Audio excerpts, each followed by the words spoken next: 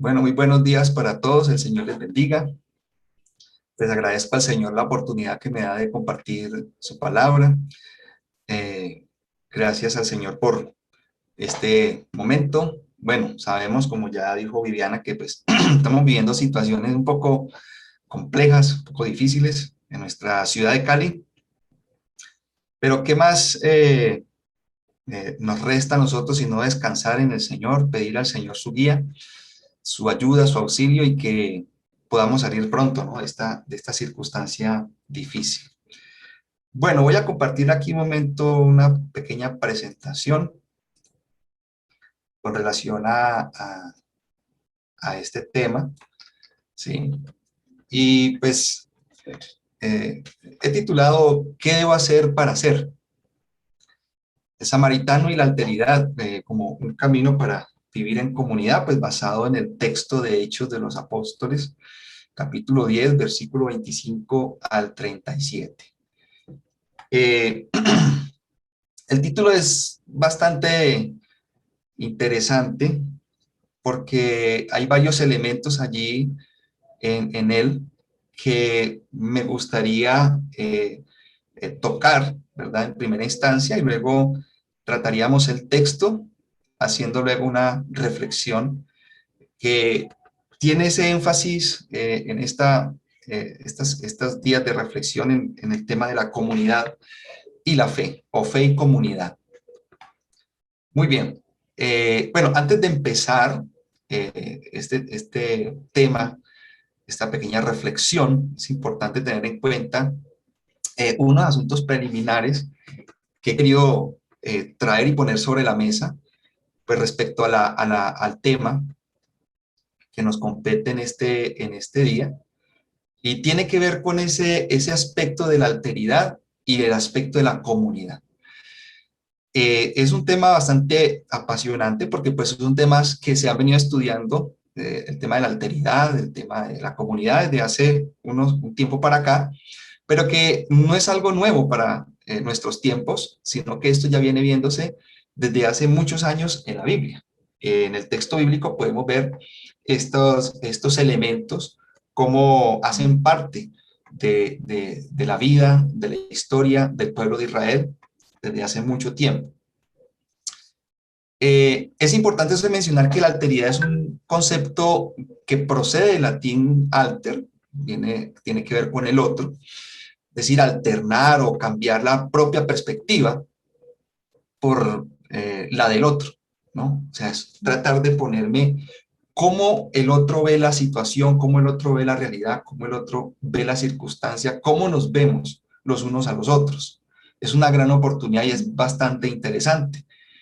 Pero un aspecto importante de la alteridad es que esta implica ponerse en el lugar del otro, alternando opiniones, ideas, sentimientos, acciones, valoraciones, tonos afectivos, costumbres, prácticas sociales diversas, etcétera. Es decir, alteridad es la condición de ser otro. Es decir, es como tratando de ver y ponerme en la situación desde todos esos aspectos interesantes, alternando en cómo el otro ve la realidad, cómo el otro ve desde su punto de vista las cosas, la situación. Eh, También es importante recalcar el aspecto de la comunidad, ¿sí? Nosotros posiblemente hagamos parte de algún tipo de comunidad. En este momento nos encontramos en la comunidad unibautista, donde desempeñamos diferentes roles, ¿verdad? Unos somos estudiantes, otros somos profesores, otros somos empleados, pero hacemos parte de una comunidad bajo un lema, bajo un objetivo, ¿verdad? Que nos identifica con un quehacer importante. Sin embargo, una comunidad, pues es importante conocer por lo menos un poco más el concepto. Es un grupo de individuos de una o más especies que viven juntos en un lugar determinado. Es también un tipo de organización social cuyos miembros se unen para lograr un objetivo, objetivos comunes. Y los individuos de una comunidad pues están relacionados porque tienen algunas necesidades, se comparten algunas necesidades, algunas metas, algunos objetivos, etcétera, ¿no? Entonces, en términos generales, podríamos decir que este es fundamentalmente la comunidad. Sin embargo, pues hay distintos tipos de comunidad.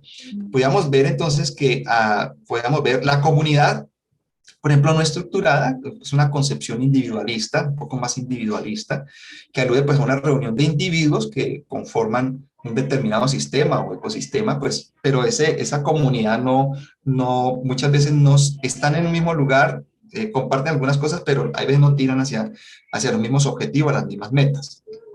Pero también tenemos la comunidad, ¿sí?, estructurada, pero esta ya trae una concepción un poquito más holística, abarca un poco más, en la cual existe un alto grado de pertenencia, por tanto existe un sentimiento de proximidad e igualdad social. Es decir, aquí tenemos que determinar, identificar, pues que en el concepto de comunidad por lo menos se podría identificar dos tipos de comunidad, una que tiene una concepción un poco más individualista y otra que tiene una concepción un poquito más holística que abarca y se compromete con un sentido de pertenencia y proximidad. Ahora, es importante tener en cuenta estos dos conceptos que nos lleva a mirar un tercer concepto que, es decir, debo tomarlo en cuenta como un asunto preliminar antes de entrar en el texto que vamos a mirar. Y tiene que ver con la noción de otredad. Aquí vemos allí en ese dibujito, ¿verdad? Una persona que está pidiendo dinero, pues se ve que está en una condición de pobreza o de escasez bastante difícil, pero pone en su rostro un espejo para que la persona que llegue y se mire allí se vea reflejada en ese momento. La noción de otredad se trata de el reconocimiento, ¿no?, el reconocimiento del otro como un individuo diferente, ¿sí?, que no forma parte de la comunidad propia. Es decir, el que está fuera de ese entorno comunitario donde yo me muevo. Es decir, el hecho de que las personas no integren o no hagan parte de la comunidad en la cual yo esté, no quiere decir que no existan y que no tienen necesidades y que no tienen circunstancias difíciles también. Al reconocer la existencia de un otro, entonces la propia persona pues estaría también la capacidad de asumir su identidad, ¿sí? Mm, alguien decía, pues es como ponerse en los zapatos de otro, ¿no? Sí, está bien, eso es un poquito más de empatía, pero acá es tratar de identificarse, tratar de ampliar esa forma de ver la vida, la realidad, desde el punto de vista como la ven otras personas. ¿Por qué traigo a relación estos conceptos? Porque en el tema que vamos a tratar es importante que las categorías de comunidad, de identidad, de gentilicio y de oficios son supremamente importantes para comprender nuestra parábola en el mundo bíblico. Es decir, esta parábola, como todas las parábolas y como todo el texto bíblico, pues están rodeadas y están enmarcadas dentro de un contexto específico y muy importante que a la luz de hoy, para actualizar ese texto, para traerlo a nuestros días, es importante tener en cuenta varios asuntos. Ahora, vamos al texto bíblico. Hechos capítulo 10, versículo 25 al 37 nos dice, y aquí un doctor de la ley se levanta para tentarlo diciendo, maestro, ¿qué haré para heredar la vida eterna? Él entonces dijo, ¿qué está escrito en la ley? ¿Cómo lees? O podríamos decir, ¿tú qué interpretas? Y él respondiendo dijo, amarás al Señor tu Dios de todo tu corazón y con toda tu alma y con todas tus fuerzas y con toda tu mente y a tu prójimo como a ti mismo. Le dijo, rectamente has respondido, haz esto y vivirás. Pero el doctor de la ley, queriendo justificarse, dijo a Jesús, ¿y quién es mi prójimo? Respondiendo Jesús dijo, ciertamente bajaba de Jerusalén a Jericó, un hombre bajaba de Jerusalén a Jericó y cayó en manos de salteadores, los cuales después de desnudarlos y golpearlos, se fueron dejándolo medio muerto. Y por coincidencia, cierto sacerdote bajaba por aquel camino y al verlo pasó por el lado opuesto. Igualmente un levita, al llegar junto al lugar, al verlo también, pasó por el lado opuesto. Pero un samaritano que iba de camino se acercó a él y al verlo fue movido a compasión. Y allegándose, bien, vendó sus heridas, derramando aceite y vino y poniéndolo sobre su propia cabalgadura, lo llevó a un mesón y cuidó de él. Y al día siguiente, al partir, sacó 2 denarios, los dio al mesonero y le dijo, cuídalo y todo lo que gastes de más yo te lo pagaré cuando regrese. Entonces Jesús le dice al doctor de la ley, ¿quién de estos tres te parece que llegó a ser prójimo del que cayó en manos de los salteadores? A la pregunta a la cual contesta el doctor de la ley, el que hizo la misericordia con él.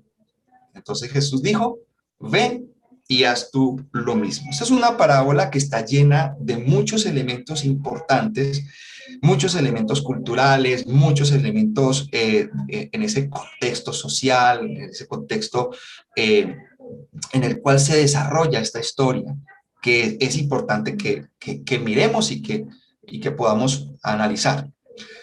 Eh, pero antes de eso quiero que revisemos un poquito los personajes, porque los personajes tenemos que mirarlo desde el punto de vista de nuestra intencionalidad de esta enseñanza, y tiene que ver con la comunidad, tiene que ver con la alteridad, y tiene que ver cómo Jesús desarrolla esta historia, esta parábola que está vista desde diferentes preguntas que se hacen en esta forma de presentarla, y debemos conocer entonces estos personajes. Los personajes entonces que vemos en la primera escena es a el doctor de la ley y a Jesús Nazareno. El doctor de la ley, por supuesto que ellos están en este momento en algún ambiente donde pues están acompañados de otras personas, ¿no? Y hay otros doctores de la ley ahí, por supuesto Jesús está en ese momento con ellos, y uno de ellos pues se levanta y le pregunta, ¿no? Aquí hay un aspecto importante, y es que pues los doctores de la ley conocemos que estos personajes son, desde un principio eran una especie de escribas, ¿no? Eran una especie de escribas, y según la tradición, el escriba cuando ya cumplía 40 años aproximadamente, ya pasaba a ser doctor de la ley, es decir, tenía una larga experiencia en el tratado con la ley, con la Torá, con la transcripción de textos, etc.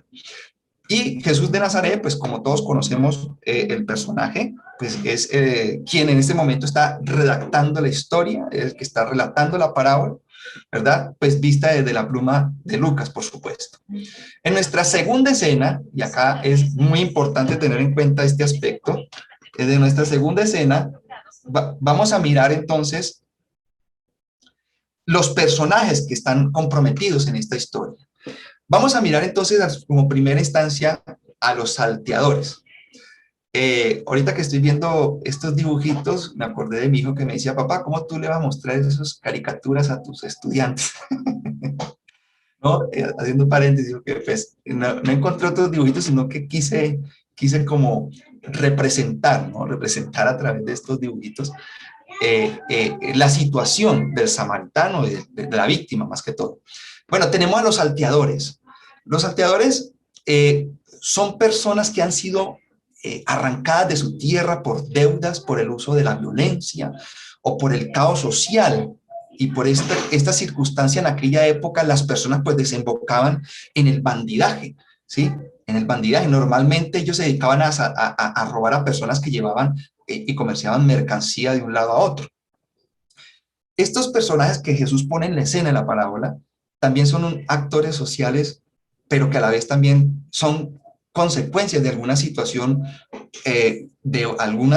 que ha puesto en desorden, en riesgo, ese carácter social en ese momento, ¿no? Y pues al ser personas que han sido despojadas de su tierra por violencia, recordemos que la tierra el Señor la dio al pueblo, la dio a su pueblo para que éste la labrara, para que la trabajara, porque la tierra produce y de ella viven las personas. Pero si le quitan la tierra a las personas, es como atarle la mano a las personas. Y una persona con las manos atadas no puede trabajar, no puede producir.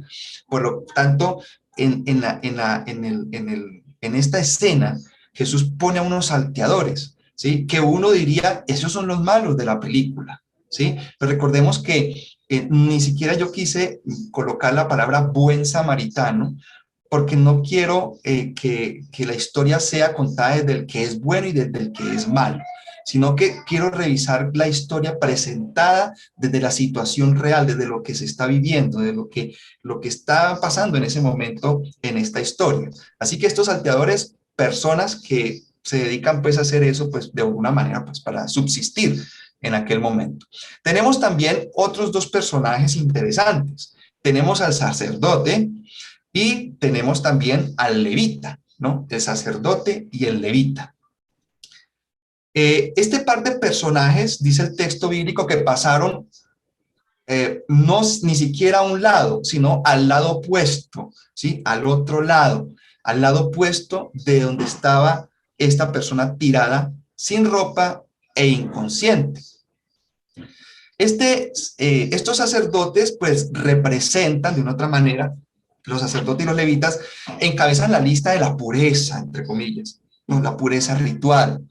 Y los samaritanos ni siquiera estaban incluidos dentro de alguna lista en la clasificación, por así decirlo. El sacerdote y el levita debían estar debían evitar, perdón, todo contacto con un cuerpo desnudo y por lo tanto también probablemente evitar contacto con un cuerpo muerto, con alguien que estuviese muerto.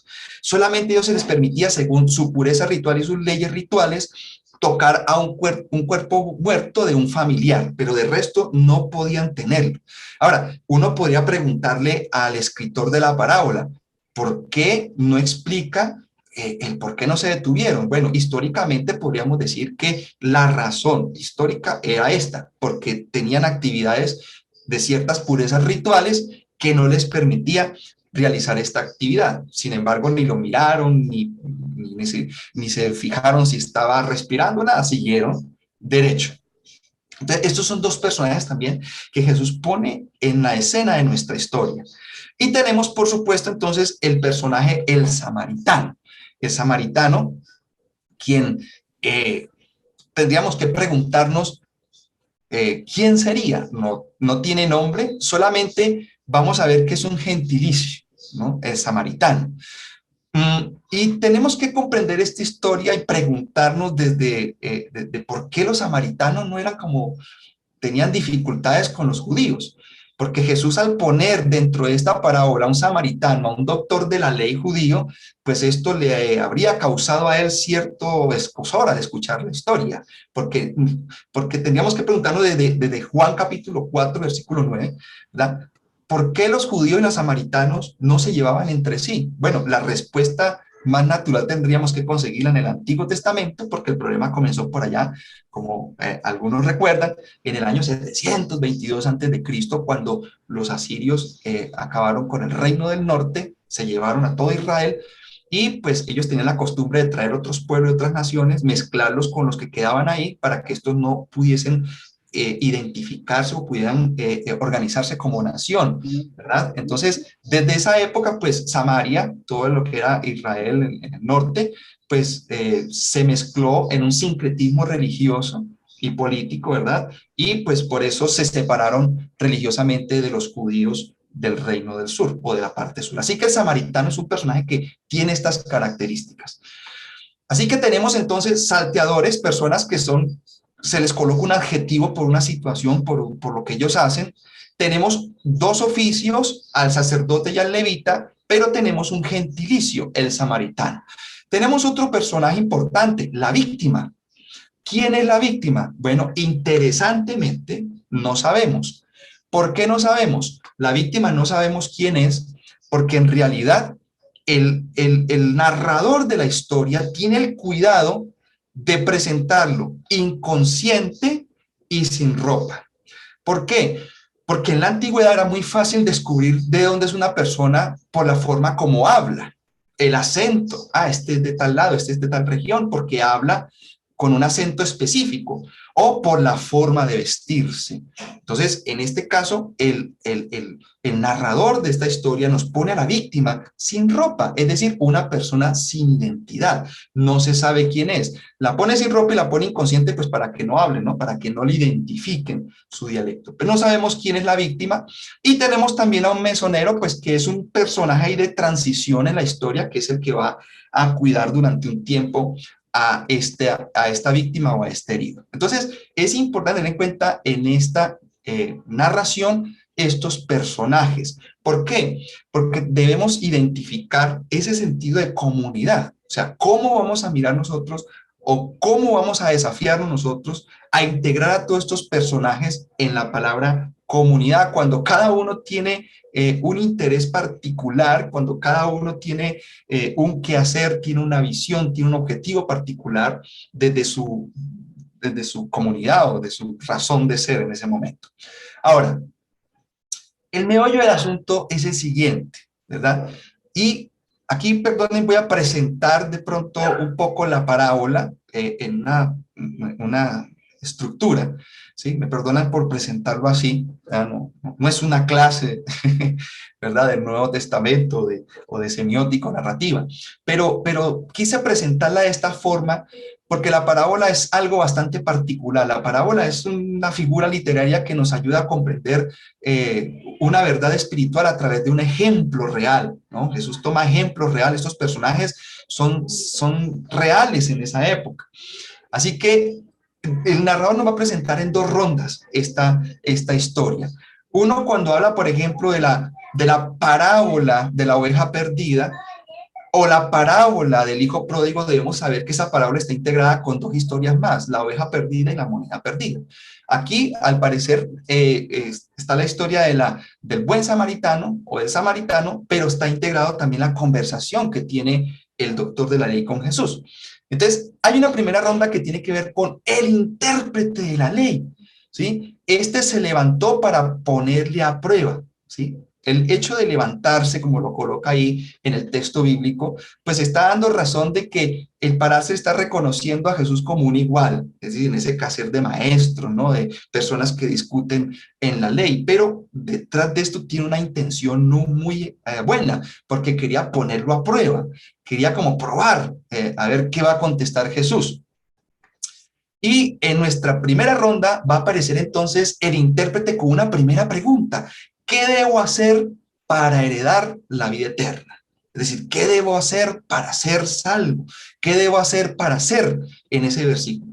Jesús, al identificar la pregunta desde un doctor de la ley, que por supuesto él la sabe y él la conoce, pues Jesús va a voltear la pregunta y le va a hacer una contrapregunta inmediatamente. Jesús le hace una contrapregunta y le dice, ¿qué está escrito en la ley? Es decir, ¿tú cómo interpretas lo que dice la ley? Esto conlleva a que el intérprete nuevamente retome una respuesta a esa pregunta inmediata, esa del versículo 26, o sea, está respondiendo a qué está escrito en la ley. Entonces él responde, pues amarás a Dios y a tu prójimo. Jesús entonces le responde la primera pregunta, la del versículo 25, ¿qué debo hacer para heredar la vida eterna? Cuando él descubre que hay que amar a Dios y al prójimo, entonces Jesús le dice, haz esto y vivirás, ¿no? Es decir, hasta este momento, pues, ha hecho bien, ha hecho rectamente este intérprete de la ley.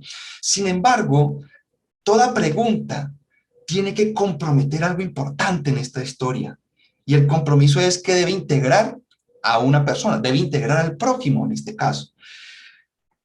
Pasa una segunda ronda. La segunda ronda tiene que ver con el intérprete.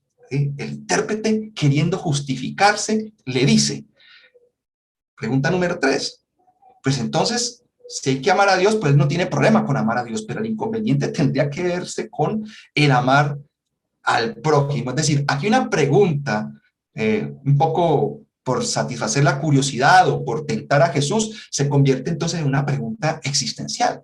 ¿Por qué? Porque la pregunta existencial debe comprometer la vida, la existencia, la razón de ser junto a otras personas, que es lo que Jesús quiere llevar a este doctor de la ley a entender. ¿Quién es el prójimo? Entonces Jesús hace una cuarta pregunta pero va a ser respondida a través de la parábola. Jesús explica la parábola, ¿no? Un hombre descendía de Jerusalén y termina la parábola con la pregunta. Entonces, ¿quién de estos tres es el prójimo? ¿Quién de estos tres es el prójimo?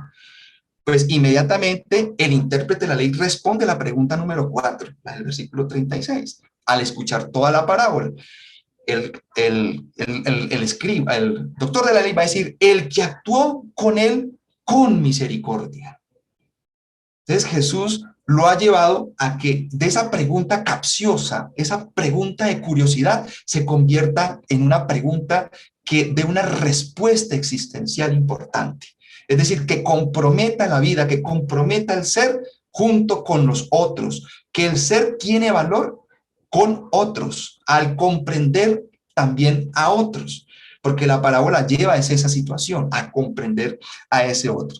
Por lo tanto, Jesús entonces le responde a la pregunta del versículo 29, esta primera sección de quién es mi prójimo, él a entender que es el que hace misericordia, el que tiene compasión. Entonces Jesús le termina diciendo, ve y continúa haciendo lo mismo. Es decir, esta parábola está marcada interesantemente por el qué debo hacer para hacer, ¿sí? Para poder comprender que eso debo hacerlo para vivir. Es decir, la respuesta es totalmente una respuesta existencial y es bastante importante que nosotros comprendamos esta parábola de ese tipo de respuesta.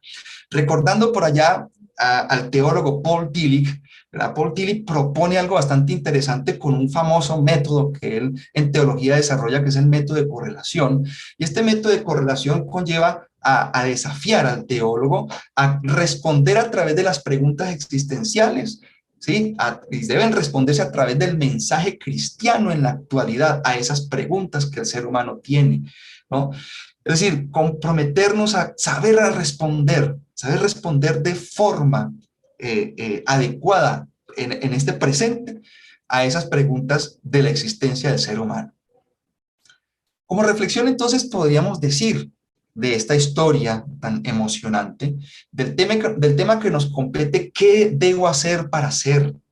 ¿Verdad? De ese ejemplo de samaritano mostrando este asunto de alteridad, es decir, no importa quién es el otro, yo me pongo en su situación, ¿no? El sacerdote pasó de largo, no le importó, no es un familiar de él. Uno se preguntaría, ¿no? ¿Por qué el herido aparece en el relato sin ropa y casi muerto? Precisamente por lo que le explicaba ahorita. Porque el narrador tiene la intención de ponerlo sin identidad, ¿sí? Porque ¿qué tal que lo ponga vestido de sacerdote, ¿verdad? O lo ponga vestido de levita, o que aunque esté desnudo pueda hablar, y al hablar pues lo reconozca, entonces se identifiquen, este es de los míos, voy a ayudarlo.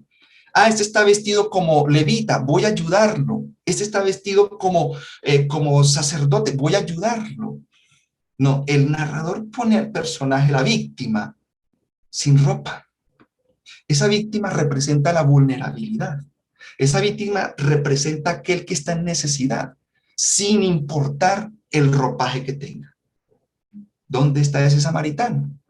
Ese samaritano es el que dice, no me importa quién sea, no me importa el ritual, no me importa si toco un cadáver, no me importa si toco a alguien desnudo, no me importa esos aspectos rituales. Lo que me importa en este momento es asistir, prestarle los primeros auxilios a esta persona que está en una situación difícil.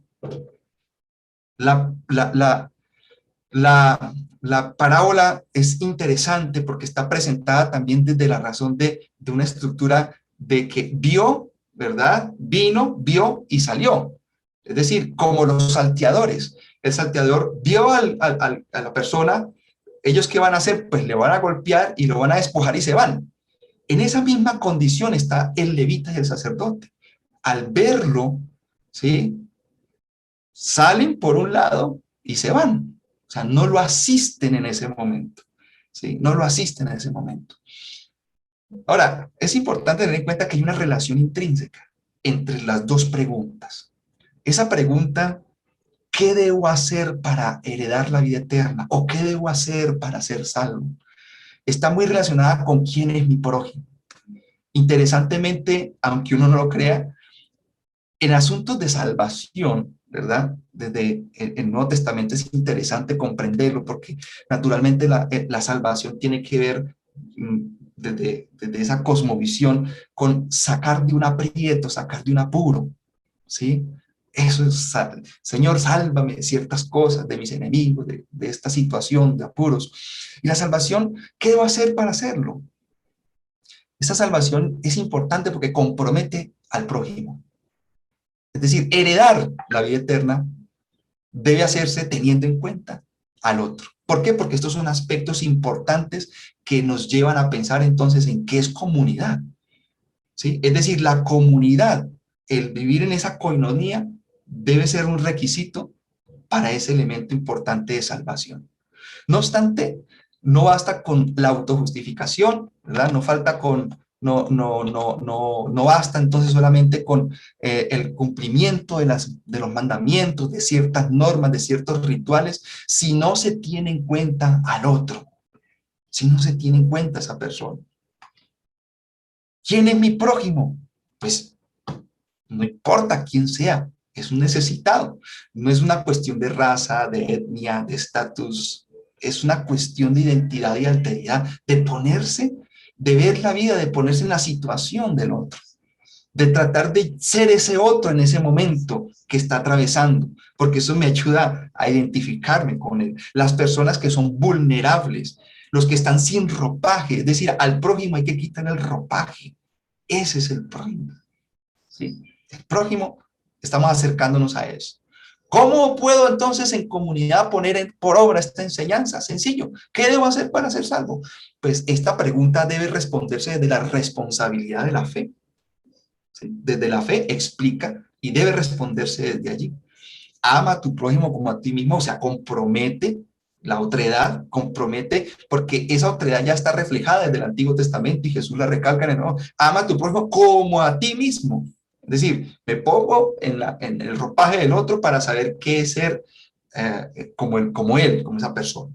Haz esto y vivirás. Conlleva a una acción. ¿Quién es mi prójimo? Pues debe entonces responderse esta pregunta desde el compromiso de comunidad. ¿Cómo vamos a comprender a partir de ahora quién es ese prójimo? ¿Será que es el que se viste como yo, que tiene mi propia forma de hablar? ¿Sí? El prójimo debe actuar entonces, porque el prójimo es el que se acerca según la parábola.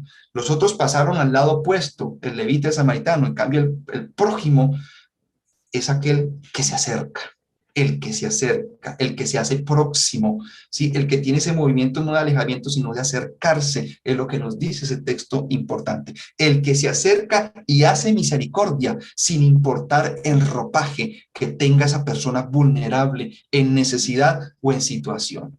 Así que el desafío importante es ve y sigue haciendo lo mismo. Es decir, un desafío a una acción. ¿Por qué? Porque pues estas acciones nos ayudan a mejorar nuestra forma de ver qué es vivir en comunidad, qué es comunidad y cuáles son los desafíos de la comunidad al abrirse a esas otras, a esa otredad, ¿no? A mirar desde otro punto de vista la realidad que atravesamos las diferentes personas. Muchas gracias por este momento. Es muy agradable compartir la palabra. Gracias por esta invitación. Me honra compartir la palabra con ustedes y solamente desafiarnos a eso, ¿no? Tomar ese ejemplo de un samaritano, que es una persona en el texto bíblico un poco mal vista en relación social, pero tuvo una gran acción que no lo tuvo otras personas que eran bien vistas. Muchas gracias y que el Señor les bendiga.